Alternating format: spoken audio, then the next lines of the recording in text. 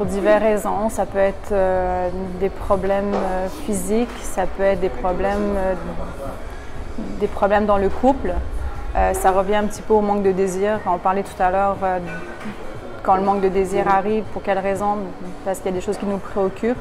S'abandonner au plaisir aussi, ça peut être aussi avoir une fausse idée de la sexualité. Voir la sexualité différemment, la voir comme peut-être quelque chose qui... des personnes avec qui j'avais discuté à un moment donné, étaient plus dans le... voyaient la sexualité comme une corvée. Quelque chose qui a... Si elle pouvait s'en passer, là, ça serait génial. Fait que le fait de ne pas être capable de s'abandonner justement dans la sexualité, c'est un tue-sexualité aussi. Ça tue. J'ai déjà entendu, j'ai peur de faire telle pratique parce que sinon j'ai peur qu'on me juge. J'ai peur d'avoir l'air d'une pute ou d'avoir l'air d'une salope. C'est vraiment les termes qui étaient employés. Ce qui se passe dans votre chambre à coucher, puis ça, sincèrement, ça vous regarde. Ce qui est fait entre vous et votre compagnon, ça vous regarde. Tant que c'est fait avec respect, amour et ça vous regarde. La sexualité, oui, c'est un acte hyper intime. On se donne à l'autre.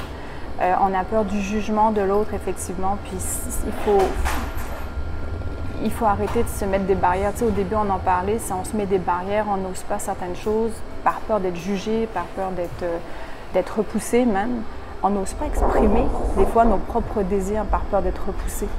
Parce qu'il faut le faire à un moment donné. Là, si on veut avoir une sexualité épanouie, à un moment donné, il faut savoir s'abandonner. Si tu ne t'abandonnes pas dans ta sexualité, tu ne peux pas atteindre l'orgasme, ne serait-ce que... Tu sais, nous, on est mental, les femmes. OK, on est capable, nous aussi, d'aller chercher un orgasme de façon manuelle, sans aucune...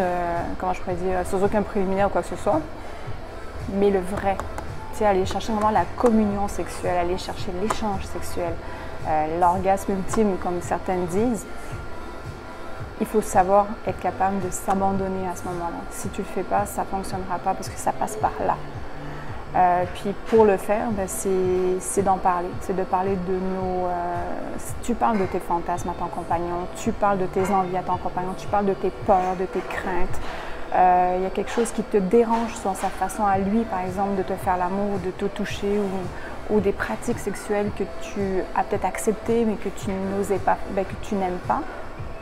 Dites-le. C'est dans votre droit de le faire. Si vous restez frustré, si on reste frustré sur quelque chose, qu'on l'accepte avec frustration, ça ne marchera pas. Ça ne marchera pas, puis à un moment donné ou à un autre, on va tout laisser tomber, puis on va se casser, ça c'est clair et net. Donc, l'idéal, c'est vraiment de s'asseoir et d'en parler. Puis tout le monde est capable de parler de sa sexualité. Puis comme je dis, ce qui se passe entre quatre murs dans notre chambre à coucher, ça nous regarde. C'est intime, c'est à nous. C'est parler, c'est communiquer, c'est dire... moi, je sais qu'il y a des... tu sais, je l'ai dit dans la formation, d'ailleurs, ma sexualité s'est vraiment épanouie début de ma quarantaine. Non pas que j'avais pas de plaisir avant, c'est que je me suis découvert. On m'a appris à me découvrir aussi. J'ai appris à communiquer mes désirs, j'ai appris à dire ce que j'aimais, j'ai appris à essayer certaines choses que je trouvais tabous. J'ai lâché prise totalement sur ma sexualité, sur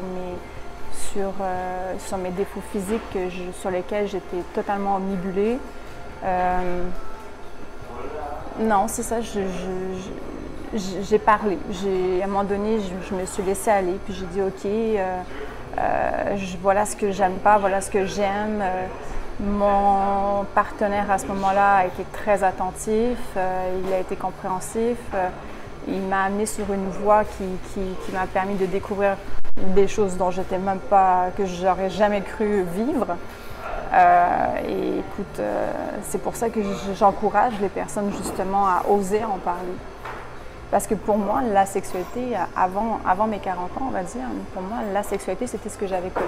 Puis je me disais, bon, ben ça sera ça, puis ça sera pas autre chose. Alors que la sexualité, hein, c'est quelque chose, tu en apprends à tous les jours. Et ton corps est tellement incroyable pour ce qui est du ressenti, il est réceptif sur plein de choses. Tu découvres à tous les jours, tu peux découvrir des nouvelles zones érogènes, tu peux découvrir des nouvelles façons de te faire plaisir, des nouvelles caresses. Puis, on le disait pendant la formation aussi, chaque individu est différent. Tu vas avoir une façon de... Tu sais, tu vas être réceptif à certaines caresses. Je serai moins réceptif aux mêmes caresses. C'est là où il y a la découverte de l'autre aussi qui se fait dans la sexualité. Puis la communication sert à ça aussi. Si moi je sais quelque chose sur mon compagnon ou admettons sur un nouveau compagnon puis qu'il me dit non, moi j'aime pas ça, me faire lécher les seins, mais sinon ça me fait rien du tout et que j'insiste, c'est sûr qu'on risque d'être assez... ça ne passera pas sur la même longueur d'onde. Par contre, si je lui dis qu'est-ce que toi tu aimes, montre-moi comment tu aimerais que je te caresse ou montre-moi les zones que tu aimes. Là, on rentre directement dans une sexualité qui est beaucoup plus épanouie. Puis une ouverture d'esprit aussi.